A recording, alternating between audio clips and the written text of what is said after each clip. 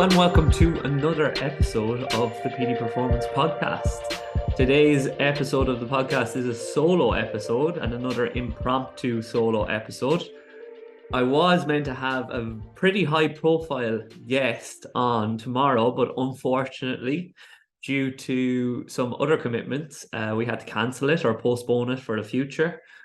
And previously, I would have let that get to me and I would have been disappointed, but as I'm sure you guys have been getting from the podcast, I truly do believe that things happen the way they're meant to happen. But even if they don't, they work out best for the people that make them work out best.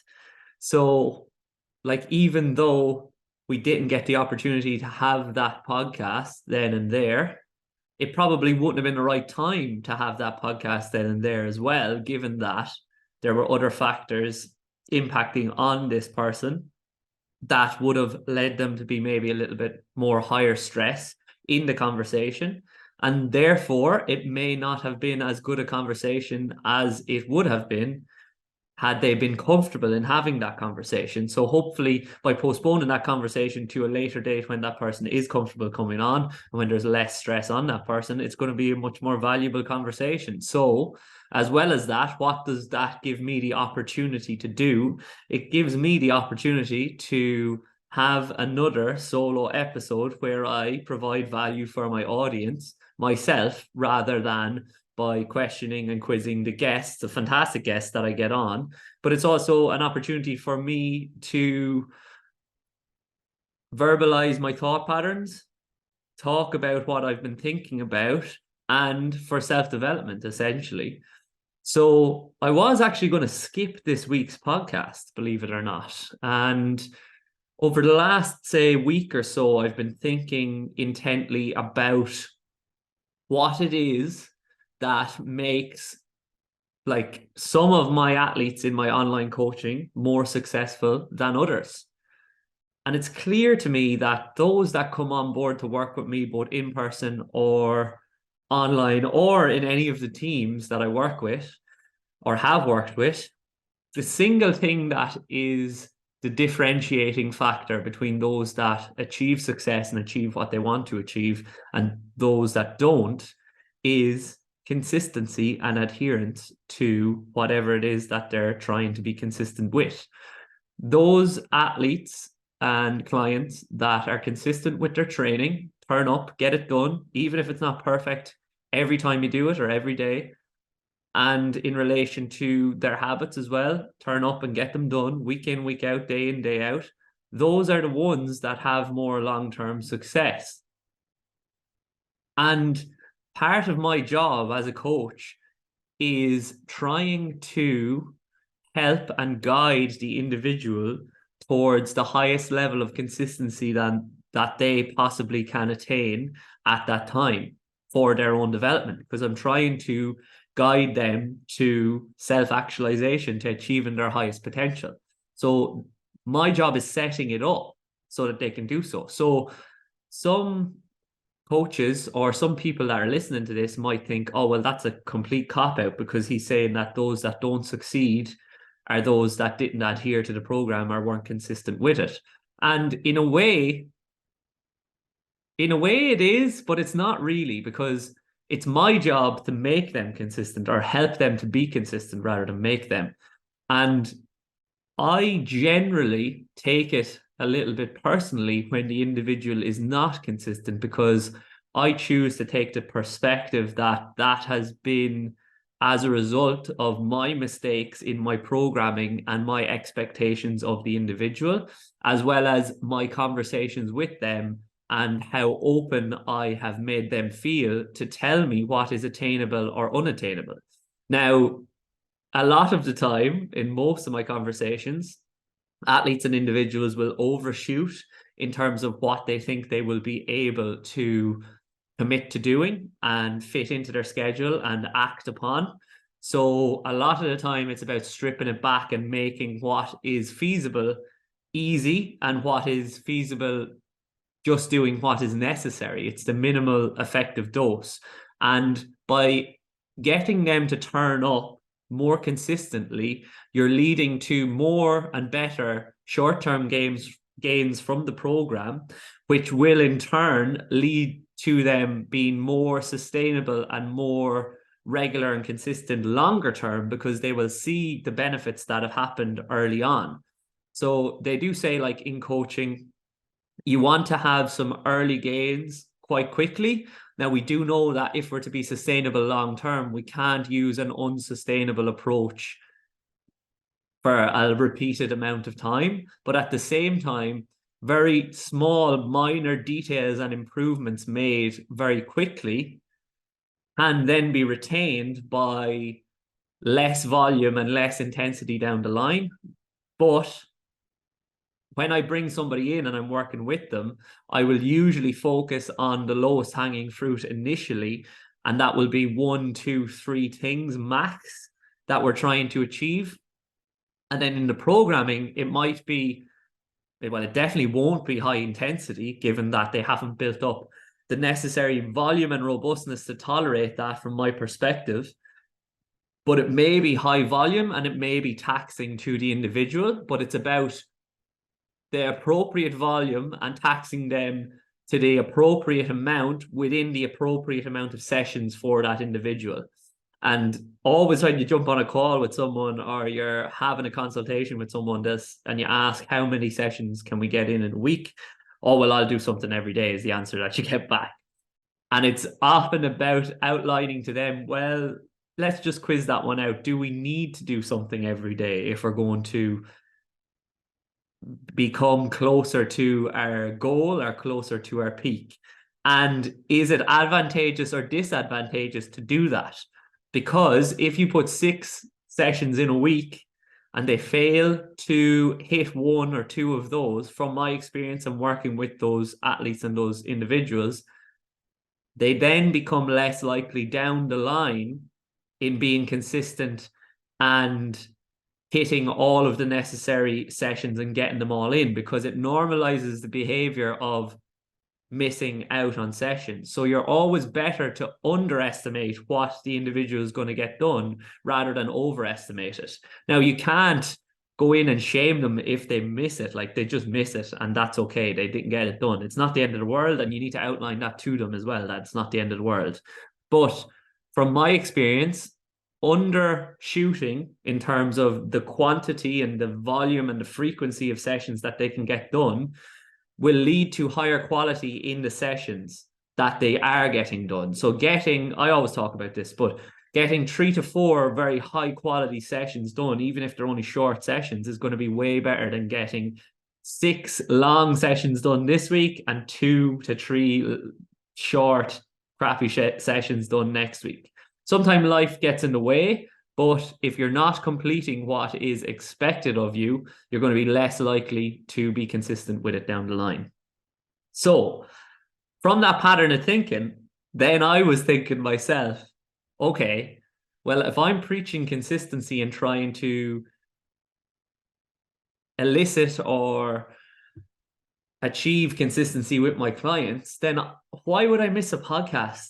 Even if it's a solo podcast. I know I've done a few solo episodes back to back. We do have some good guests coming on, but people are getting value from the solo episodes, no matter if I wasn't the keenest to come on and talk about it or talk about anything, and I didn't really have that many topics floating around in my head to talk about. You get what you put in, and consistently showing up is going to be better in any endeavor that you're doing. So for that reason, I thought, okay, well, why don't I just jump on and talk about consistency? Even if it's a short episode, it's still going to provide value to you guys, my audience. It's still going to provide me the opportunity to be consistent continually for the rest of the season. And I'm being the person that I want to be. I don't want to be the type of person that skips podcast episodes, that skips training sessions, that skips out on doing work. I want to be the guy that consistently shows up and delivers. So if I'm going to be that guy, who I believe I am, then I have to consistently show up and deliver, no matter if I'm really excited about doing it or I'm not so excited about doing it. So the easy out this week would have been to say, I had a guest in line for this week, and then there was a late cancellation and I don't have one, so I'm not going to do it. But I consistently believe in not taking the easy option out. And I think it's going to be better for me, and I think it's going to be better for you guys. So that's what I've been floating around in my head for the last few days, and having these conversations with athletes and clients as well around what is feasible and what is necessary.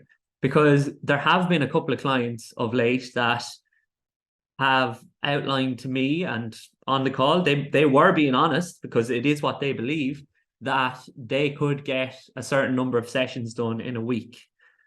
And consistently, they're not getting them done.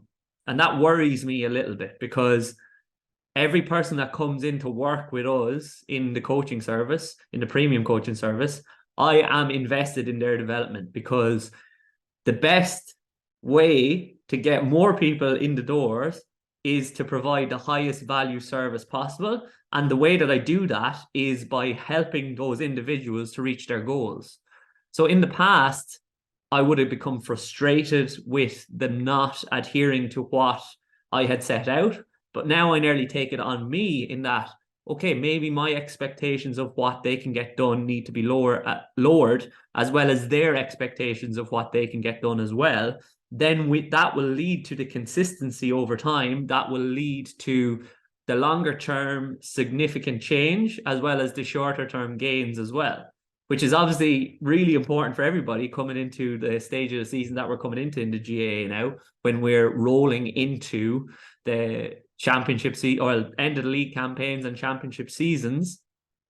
And as well as that, for general population clients who are coming into summer, and we all want to look good and feel good, obviously.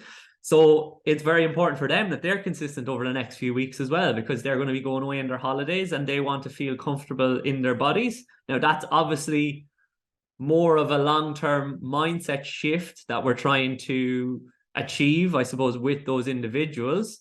But at the same time, there is scope to help them to achieve a body composition that is, at the moment, something that they're focused on achieving.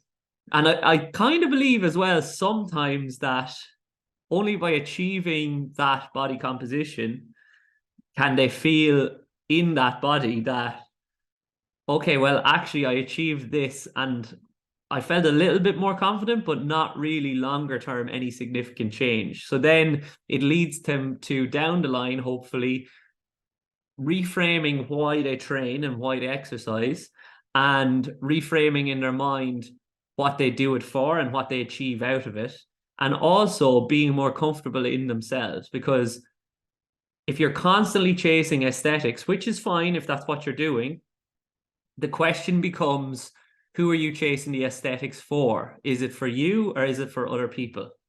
And I believe that generally, there's obviously going to be some element of ourselves and our psyche that is interested in what other people think of us. We can't switch that off. But at the same time, we should be moving more towards being comfortable ourselves in our own bodies and with our own physical performance. And from what I spoke about last week, knowing that we're enough the way we are and that we are fine the way we are, but we can be so much more. So aspiring to be better, but knowing that getting better isn't going to lead to any significant change in how we view ourselves too much. We have to become comfortable and we have to become confident in ourselves the way we are, but still pursue other avenues in order to develop ourselves holistically, because that's what life's about, in my opinion. We like continual development, continually trying to get better and better and better, but being okay with who you are now. That might be pretty wishy-washy for some people, but that's just my own personal perspective on how I approach things. And it probably comes from the way I was previously, where I was like, okay, if I'm not this type of athlete and I don't achieve these things, then I'm not enough and I'm not worthy or a worthwhile individual. And now I've moved past that. And I still hold an element of that in me. And it's probably what drives me on professionally, in that I'm always trying to provide value to people and service to people, because I'm always trying to demonstrate that to them and to myself that I am a valuable person and that I'm enough. But I definitely have a more rational perspective on myself because I've become more self-aware. Now, enough of that rambling. Hopefully there's some thoughts in there that may be thought-provoking to you and may get you guys questioning how you speak to yourselves and how you go about your day-to-day life and what you're interested in achieving. But I did want to come on to talk about consistency, and I thought it would be appropriate to talk about consistency of training specifically to GAA players as well. And that comes down to physical training as well as skills training. So what I will see now, because the sun is coming out, which is absolutely phenomenal, fantastic, and our moods are all getting better as a result. But what I will see now is I will see a lot of the guys getting up to the pitch early to work on skills, which is fantastic. But the same thing applies to your skill work, and that skill work can be technical or tactical work, as well as your speed and your change of direction and agility work. The same thing applies to that as applies to the training frequency that I'm talking about with my private clients. If you are going to do it, you need to attempt to be consistent with it. So there's no point in turning up once every 4 weeks and kicking an insane volume of footballs or pucking an insane volume of balls. Now, there's some value in it, but not the ultimate value that we could achieve if we spread that out over time and did it consistently on a week-to-week basis. So getting up to training, pre-training, and making a habit out of getting those extras in, even if it's just 15 minutes, 20 minutes, is going to be better for you long-term than it is to just turn up every so often and do random shit. Obviously. Now, this seems like a no-brainer, I know, but some people don't think about it this way. They just aren't organized very well, or they're not planned out in how they're going to achieve things, and they have a dream of what they want to achieve, but they don't have a plan of how to get there. So it's not a goal yet, because without a plan, a goal is a dream, because you're not going to achieve it. You're not likely to achieve it. So you need to set out a plan of, this is what I need to get through on a weekly basis to become the player that I want to be. That might mean, right, I want to get this amount of exposure to max speed. I want to get this amount of exposure to agility and change of direction in game speed scenarios. I want to get this amount of kicking in open environments, and I want to get this amount of work on my isolated free taking. Now, that kicking can be striking as well if you're a hurler or a camogie player. And the same thing goes for if you're a hurler and you play in the backs and you want to get better at your passing. I need to get this amount of passing or striking in with a teammate. So a number of different elements to this that are important. Once you have down on paper, or I do believe it's better to get it on paper, or you've outlined it with your coach what you need to work on, you need to identify the frequency with which you need to do all of these things and how many you're going to be able to get in on a weekly basis. If you have a little bit more time some weeks than others, then that's fine to get a tiny bit more in on that week. But set out your non-negotiables in terms of what you can get done and what you will get done on a weekly basis. These all have to fit into the plan. So there's no point in saying I'm going to get a half an hour of striking done, a half an hour of free take, and a half an hour of speed, and a half an hour of change of direction, agility, and I'm going to get another half an hour in the gym, and I'm going to do an extra aerobic session on the bike, and I'm going to do an additional bit of tempo running for conditioning that is specific to the game, and I'm going to do 30 minutes mental skills. Start smaller and build as the season goes on, because we all know that as we get more and more into the championship season, at least if you're in a good environment, you're going to get more and more time as an athlete, because the length of time and the duration of the sessions is going to come back a bit, as well as that the amount of things you're trying to get through in the gym is going to be shorter and shorter, because we're trying to maintain the qualities that we've developed, but we need slightly less volume because of the amount of stress we're being put through due to the nature of the season, in that we'll have more and more games as we go further and further into the session, or further and further into the season. As well as that, we're going to accumulate more and more fatigue as well. So we need to really identify when we're going to push our bodies hard and when we need to back off. So you're going to get more and more time that you can do your green, as I term it, or extensive means of training. So extensive means of training could be your rudimentary skills and drills that I just mentioned, not at high speed, but in a closed or isolated setting and at low intensity. As well as that, your additional conditioning could be in there as well. And then very small amounts of additional max output stuff. Now that could be your max speed work. It could be your max change of direction work in a open environment. Or it could be in a closed environment, but just going really, really intensive with it. Or it could be your max output drills and games and whatnot that you're throwing in. Like some of our lads and ladies will come up and they'll go one-on-one and they'll work on their shooting at goal, or they may work on how they're defending different scenarios, and then they'll go pretty high intensity with that. But you need to identify how much of that is necessary, and you need to set out a plan of what you're going to do. And then an effective thing to do, which I spoke about on a podcast with Ronan McNamee, is just get up to the field earlier than your training session. If you're turning up to your training session 15 minutes before you're starting, that is fine. Perfectly fine. Good practice, in fact. Now, you don't always have that. You still have lads and ladies turning up with 5 minutes ago, or 1 minute ago, or 2 minutes ago, and sometimes life gets in the way. But if you plan effectively your days and you know when you're getting off, there's no reason you can't get up to the field a half an hour beforehand. And even more advantageous to that, if you want to get extras in, is get up there 45 minutes before, so that you don't have to rush it to get on the field. I think Ronan said that he gets up to if you're not there 45 minutes to an hour beforehand with Tyrone, you're late, or considered late. You need to be up there early because you have so much to do. Like, you have your whatever activation work you want to do, or your mobility prior to going on the field.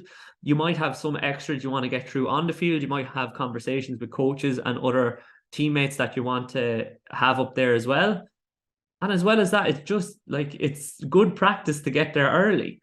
Even if you're just a little bit more relaxed before you go out there, because you're not rushing up to the field, you're not rushing to put the boots on, and you're not rushing into the session, it's going to be more beneficial for the quality of that session. You're going to be more mentally and physically switched on and warmed up prior to going into the session, which is going to mean it's more high quality, rather than waiting that 10 to 15 minutes at the start of the session until you feel like, okay, I'm actually in the session now, and I feel like I can actually go and push and try to be a better player.